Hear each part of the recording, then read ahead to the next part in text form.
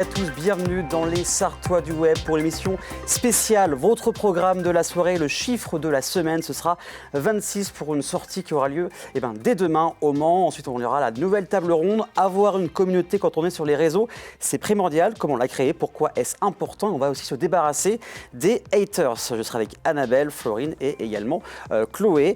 Ensuite, on va parler d'une nouvelle émission. C'est Le Monde est petit, la ville est grande. C'est un nouveau concept d'émission par Mokbel qui est animateur, qui était d'ailleurs à l'Elephant Pub cette semaine. Il y aura aussi Olivier Faure de All in Fact qui parle de personnalité locale. Le premier épisode se passe bien évidemment au Mans et on parlera ensuite avec Caro de sa folle semaine et d'un nouvel système de magasin, même de concept, c'est Petit Marchand. Elle habille vos bébés et vos enfants. Comme je vous le disais, le chiffre de la semaine c'est numéro 26, comme demain le 26 mars. On bouge au Mans avec des gens talentueux. Il y a le collectif West Auteur, créé peu de temps avant la dernière édition du Salon du Livre 2021, qui vous donne rendez-vous au programme dédicaces, rencontres, échanges, vente de livres et lecture avec des auteurs comme Franck Juré, Catherine Mottier, Odile Ledoux, Sandra Palance et plein d'autres. C'est samedi 26 mars de 14h à 18h au 66 rue Le Touzé au Mans. Et maintenant, on va faire cette nouvelle table ronde. C'est parti.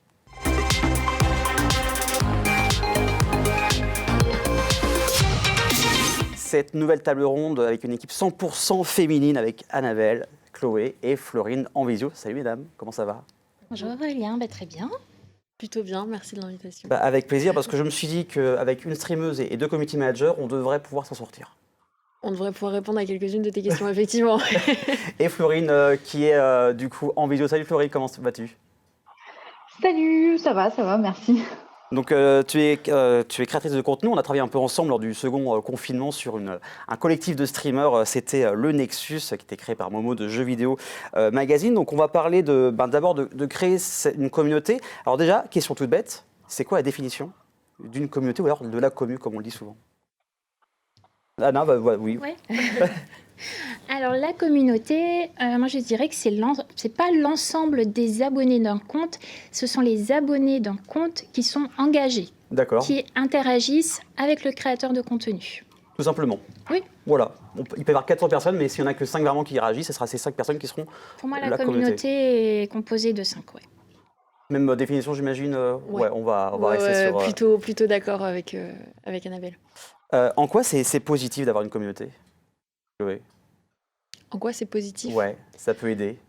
Ça dépend de ce qu'on fait, mais pour une entreprise, c'est hyper bénéfique. Ça apporte aussi un peu de crédibilité, ça apporte de la visibilité, ça permet d'échanger et de promouvoir ses services ou ses produits. Donc, c'est hyper important aujourd'hui d'être sur les réseaux sociaux et de créer une communauté engagée, comme le disait Annabelle. Je pense que c'est la clé de la réussite pour beaucoup, de pouvoir engager un collectif autour de soi. Florine, alors toi, tu as été beaucoup sur Twitch, tu fais des vidéos un peu sur TikTok. Est-ce que tu as eu des bonnes surprises de ta communauté au fur et à mesure des années? Oui, bien sûr, des bonnes surprises, il y en a toujours eu. De toute façon, c'est globalement positif. Une communauté, je trouve, il y a beaucoup de bonnes surprises et on est toujours surpris. Ça ne s'arrête jamais. Alors on salue aussi le chat parce qu'on est également en direct sur twitch.tv/LMTVChat et sur Facebook. N'hésitez pas à interagir, à nous parler de vous, de votre communauté. Je vous propose qu'on regarde le témoignage de Marian qui a une chaîne TikTok qui a 5000 abonnés, qui fait même une émission sur le foot. On regarde son témoignage sur la communauté puis on revient juste après, à tout de suite. Alors, je ne suis pas un très très grand influenceur, hein. J'ai quand même maintenant plus de 5000 abonnés sur TikTok, mais rien que ce nombre en fait me fait comprendre que la communauté c'est très important puisque elle permet de nous motiver, elle permet de nous donner une force, elle nous permet d'avoir ce lien un peu. Je dirais pas quand même jusqu'à un lien familial, mais un lien assez complice. Tu vas être à l'écoute de tes abonnés, tu vas prendre le temps de leur répondre, de faire des vidéos avec eux, plein de choses. Et moi, je trouve que c'est hyper important parce que ça crée des liens en fait. Mais il faut pas oublier quand même que sans ces personnes-là, sans cette communauté, beaucoup d'influenceurs et même quasiment tous les influenceurs ne seraient rien aujourd'hui parce que c'est eux qui nous font vivre, c'est eux qui nous donnent la joie, c'est eux qui nous donnent la force de continuer sur les réseaux sociaux. Comment on peut garder cette communauté? Parce que la voir, c'est bien, mais après, sur le long terme, il faut réussir à la garder. C'est plus compliqué, ça. Ah oui, c'est beaucoup de travail. Au début, je me levais à 6h du matin. Alors, je parle de mes communautés personnelles. Je me levais à 6h du matin pour commencer à interagir avec elles, à répondre à leurs messages de nuit. Et je me couchais à minuit quand j'avais terminé de répondre à tous les messages, parce que ce qui compte, c'est de répondre à chaque commentaire, à chaque message. Quand on a un nouvel abonné, on va voir qui c'est. On va sur son compte, on s'intéresse, on s'abonne pas, peu importe. Il faut qu'on aime aussi le contenu. C'est pas on va pas s'abonner juste parce que c'est abonné, c'est ça. Non, c'est un peu étrange. Et voilà, c'est beaucoup de travail. Pareil pour toi, Chloé, beaucoup de boulot. C'est beaucoup de boulot et c'est beaucoup d'interactions, comme le dit Annabelle. Il faut, c'est pas juste de liker le commentaire qu'on nous a laissé, c'est de liker, mais surtout d'y répondre. C'est ça qui va créer du lien et c'est ce pourquoi la communauté reste et on se dit, oh bah, on nous considère en fait. Si la personne se sent considérée, c'est comme les échanges finalement en physique. Si on se sent considéré, si on a une réponse en face, on a envie de continuer à interagir. C'est aussi simple que ça. Alors, Marion disait que c'est vrai que c'est un peu comme une famille, comme des amis, mais il y a des limites à ne pas franchir aussi, j'imagine, ou que les personnes, cette communauté n'a pas de limites à ne pas franchir envers nous. Oui, mais ce sont les limites que nous, on donne clairement, par exemple, dans les légendes de nos posts, dans le wording, ou alors en story, quand on parle. Et si on est clair dans ses intentions et dans ce qu'on transmet, il n'y aura pas de dépassement. Et s'il y en a, c'est parce qu'il y a toujours des dragueurs ou des personnes qui ont des questions un peu indiscrètes ou autres.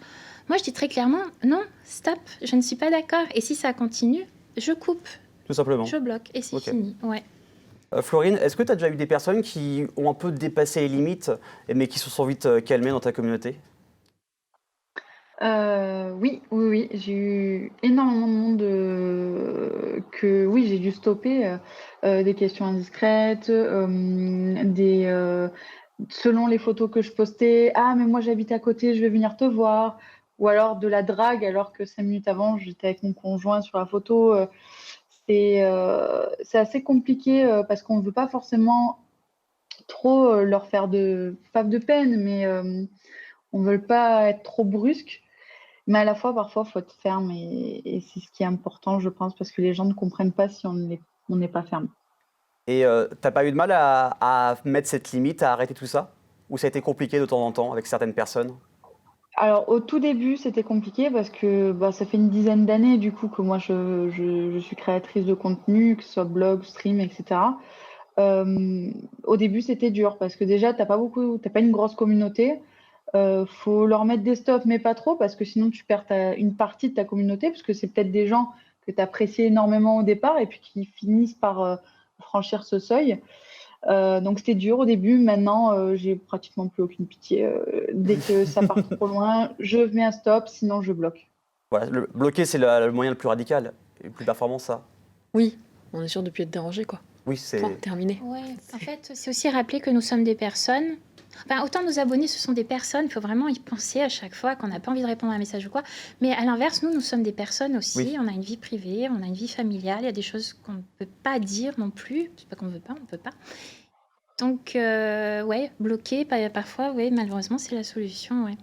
Et alors, la communauté nous suit sur tous les réseaux sociaux ou ils suivent juste certains ? Par exemple, moi qui suis sur Insta, sur Facebook, sur Twitch, sur pas mal de choses, ils vont nous suivre partout ou ils vont vraiment choisir certains réseaux ? Moi, je dirais plutôt que ça dépend de la génération déjà et sur quel réseau on est présent. Par exemple, moi, je suis sur Instagram uniquement, mais je sais que je relais certains de mes posts sur Facebook, par exemple. Mais c'est pas la même communauté, c'est pas les mêmes personnes, ça dépend de leur âge, de leurs intérêts. Certains sont des pros Insta, d'autres vont être des pros TikTok, d'autres vont être des pros Facebook. Enfin, c'est selon les envies et les attentes de chacun. Non, je pense pas que ça sert véritablement à quelque chose, le contenu. Oui. Pas trop évoluer finalement. Non, c'est clair, c'est clair. Alors on parlait beaucoup en temps de particulier. Pour les entreprises, c'est différent la façon de gérer sa communauté ? Oui, alors sur Facebook, moi dans mon cas en tout cas, c'est plus formel. Ok. Voilà, c'est vraiment la vitrine de l'entreprise. Ça n'empêche pas qu'il peut y avoir des échanges très sympas. Mais par contre, je vais bien cadrer l'échange, ça va être formel. Sur Instagram, c'est toujours un peu plus cute, donc c'est plus mignon dans l'échange, je suis un peu plus en proximité. Sur Twitter, il faut juste éviter le bad buzz, donc on est à fond, on est dans la résolution, les phrases sont plus courtes, même en DM, donc faut y aller, quoi. C'est pas la même chose. Et après, les autres, après, j'ai que ça, moi, à gérer comme réseaux sociaux, c'est déjà pas mal. Ça demande déjà pas mal de travail. Alors, on parlait de Twitter, on parle pas encore des haters, ce sera tout à l'heure, mais c'est vrai que c'est compliqué sur Twitter on dit quelque chose, tout de suite, les personnes vont envenimer les choses, vont être très, très agressifs. Oui, alors Twitter devient le réseau des haters, on en parlera peut-être après, ainsi que TikTok, évidemment. Mais TikTok monte en puissance, que Twitter, c'est déjà du high level. Le problème, c'est que quand tu reçois un mauvais tweet sur ta marque, en gros, il faut se dire que dans les 5 minutes, il faut avoir fait quelque chose. Il faut avoir enclenché une action, même si ce n'est pas la réponse tout de suite, qu'on a besoin d'un élément de la part d'un collègue, d'un service, mais il faut enclencher quelque chose. On n'a pas le temps d'attendre parce que si c'est retweeté, retweeté, encore retweeté, un tweet, il n'y a rien de plus viral. Oui, ça va très On n'a pas vite, sur Instagram, on n'a pas ce problème sur Instagram. Sur Facebook, bon, il y a beaucoup de comptes privés, mais alors Twitter, c'est une catastrophe. Tu as eu beaucoup de soucis avec Twitter, tu es réactive sur Twitter, Florine. T'en penses quoi de Twitter, toi, aujourd'hui, par rapport à ta communauté ou comment gérer sa communauté avec Twitter? Alors, moi, ma communauté est principalement sur Twitter, de base. C'est devenu très, très compliqué. Comme ça s'est dit, hein, un tweet, c'est viral. Donc, en fait, au moindre message, ça part, mais dans des proportions hallucinantes. Alors que peut-être tu as juste oublié un mot ou tu as juste oublié de préciser quelque chose. Surtout que sur Twitter, il y a très peu de place pour les caractères. Donc, on ne peut pas dire notre pensée réelle dessus. Et du coup, des fois, il suffit d'un message manqué pour que ça parte dans des proportions hallucinantes. Donc, c'est très compliqué à gérer. Je pense qu'il faut avoir un gros moral pour aller sur Twitter et avoir une communauté dessus. Alors, ça reste très, très compliqué, en effet. Donc, juste pour finir, l'importance d'avoir une communauté, brièvement, Chloé, aujourd'hui. C'est essentiel. C'est essentiel dès qu'on est présent sur les réseaux sociaux. En tout cas pour les pros, hein, pour les particuliers c'est autre chose, mais pour les pros c'est essentiel de créer de l'interaction. Je voudrais qu'on finisse par une note positive. Il y a une cosplayeuse qui s'appelle Mac, que j'ai pu rencontrer au salon de jeux vidéo de la Flèche, qui, elle, nous a dit avoir une communauté, qu'elle soit grande ou petite, apporte son lot de surprises, bonnes ou mauvaises. Elle a eu la chance d'avoir une communauté bienveillante, toujours prête à la soutenir. On lui a dit par exemple, tes photos sont vraiment chouettes, tes cosplays aussi. Elle a même eu une fois un dessin d'un de ses abonnés qui représentait 2 personnages qu'elle avait fait en cosplay. Donc voilà, on va finir par cette note très mignonne, très, très, très, très jolie. En tout cas, merci Mac pour ce témoignage. Merci à vous 3. Vous restez avec moi parce que dans un instant, on va parler du côté obscur d'Internet avec les haters, comment les gérer et comment s'en débarrasser. A tout de suite sur LMTV Sarthe.